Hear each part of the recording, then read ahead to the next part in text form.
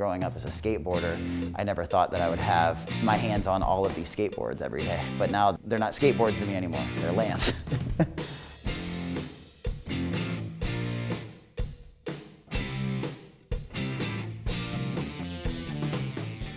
Hello, I'm Aaron Novak. Hi, I'm Glenn Miller, co-owner of Whiskerton Lighting. I've lived in Akron for 23 years. I've been in Akron for almost 20 years. I met Glenn through going out, nightlife in Akron, was seeing bands play.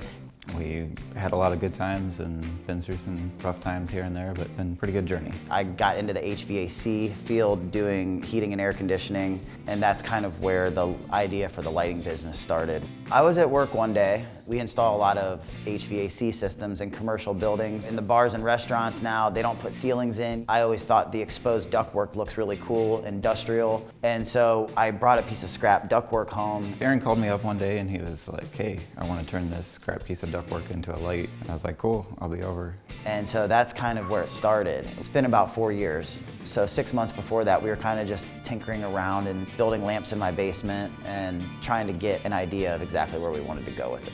So the name is very obvious. We both have rather large beards, obviously, and so that's where the whisker part comes from. And then the sheet metal for tin is the part from our original ductwork light. I ended up getting an offer to pitch our lights to Great Lakes Brewing, and the owner was like, our business is about reusing our products, so we think it would be cool if we could send you home with kegs and you could make lights out of those. And so that's what really opened things up. Anytime we see an object, we're like, could this be a light? We've evolved in a lot of different skills and kind of taking inspiration from everything around us. Everything I look at, I'd say, oh, that could be a light.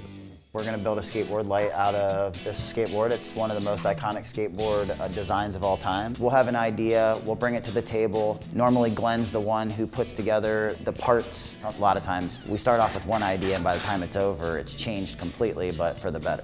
We have a lot of customers that bring us things, and then on top of that, we go to flea markets and stuff looking for objects that would be good light fixtures. It's a challenge to turn something that's not normally a light into a light, and then to give it like an artistic vibe and not just be the standard light that you find at the store everywhere that just comes right out of the box. We work full-time hours, but we're both still working our full-time jobs, and so it's just, we're burning the candle at both ends doing this, but we see the light at the end of the tunnel.